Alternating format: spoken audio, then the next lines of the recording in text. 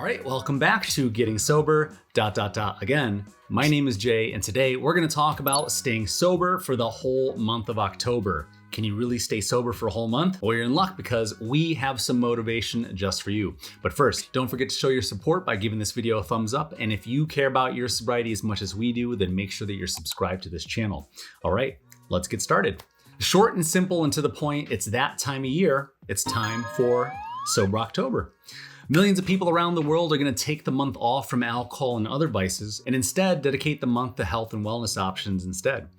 Comment down below if you're going to attempt to go sober for all 31 days. And if you're not quite sure, then say, I'll try my best. Sober October has become a trend lately as younger generations have shifted their views on alcohol use and have greatly reduced alcohol consumption. And this is due to factors such as a larger focus on mental health and a desire for greater productivity, and also too, more awareness with regard to the negative impacts on the long-term effects of alcohol. So this Sober October, maybe you're giving up alcohol for the full 31 days, or maybe you're just trying to cut back. But the fact is, in just the past 3 years, twice as many people are now sober curious. Less people are drinking and more people just like you are working on adopting better habits. Regardless of whenever you start your sobriety journey, we always want to remind you of this very easy slogan to remember. Say it with me, progress over perfection. I'll say it again, progress over perfection. None of us are perfect and none of our sobriety journeys are without setbacks and detours, myself included.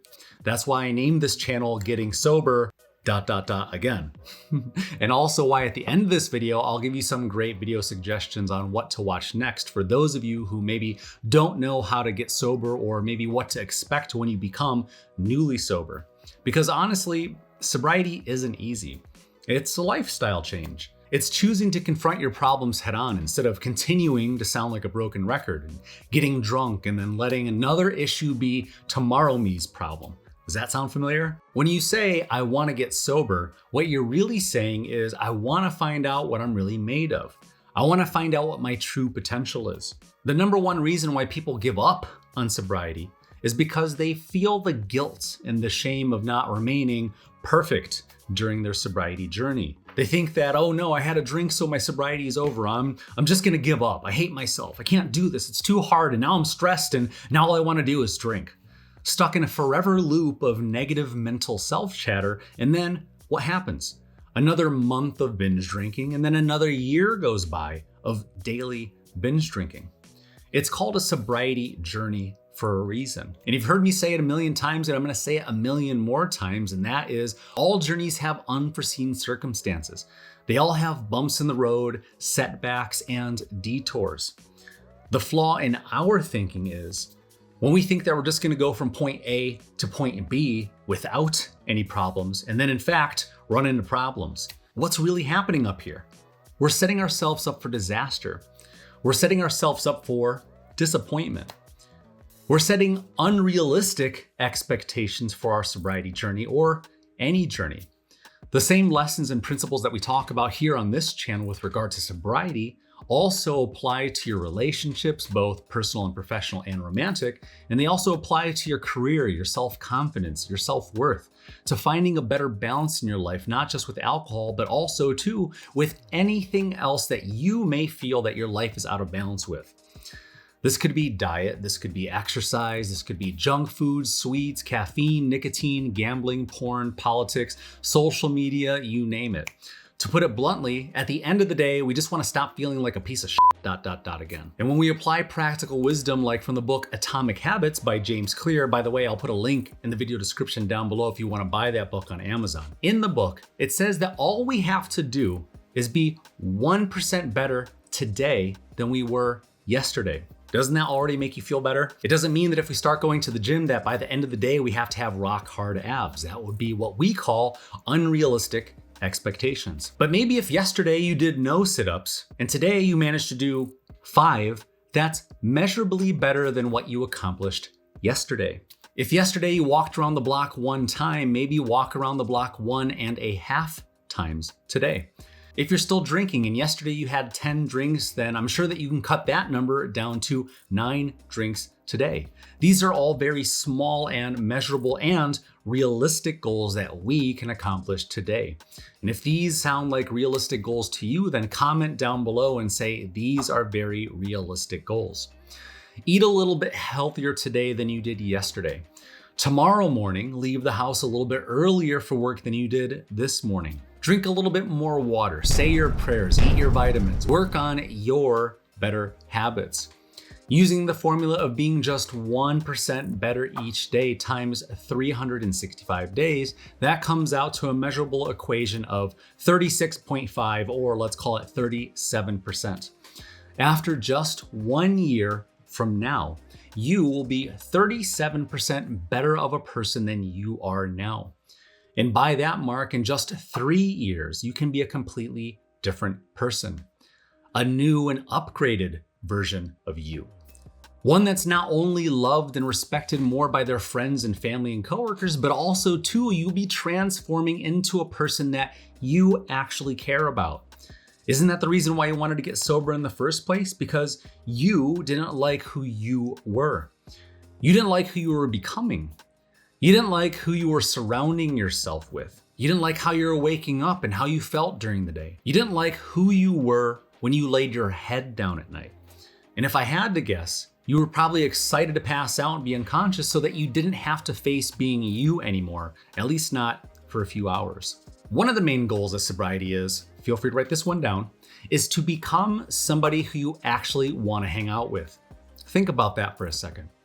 We think about hanging out with our significant other or with our friends, our family members, or our coworkers, but do we really think about hanging out with ourselves? Tell me if this sounds familiar. When you're alone and by yourself, you feel bored. You don't know what to do with yourself or what to do with your free time.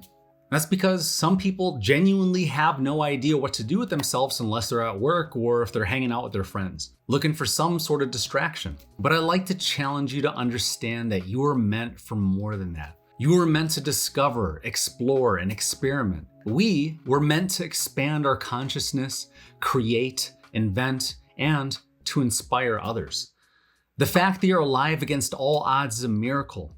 Of all of the possibilities in existence in the entire universe, you were born as a human being here on this planet, in this time, and in this space. With the internet, not during the Civil War, not during medieval ages, not during the Black Plague or during the last ice age. Not only is it a miracle that you're alive, you're incredibly lucky to be alive. Regardless of whatever pain and trauma that you've experienced before, I want you to remember that the worst thing that's ever happened to you has already happened to you. I'll say that again.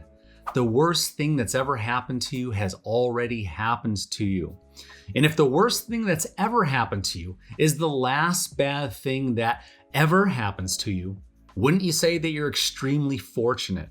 Wouldn't you agree that you should be a little bit more grateful for the opportunity to be alive and to be relatively unharmed from the hand that you were dealt in this life, good, bad, or otherwise? And why I say all this is because I know you're not here on accident.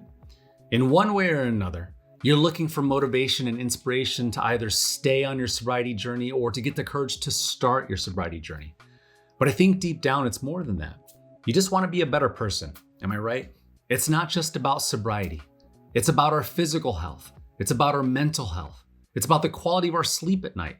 It's wanting to wake up and not feel like you just got run over by a truck. It's working on restoring our own faith in ourselves, in restoring our integrity and credibility. To become more accountable, trustworthy, and dependable.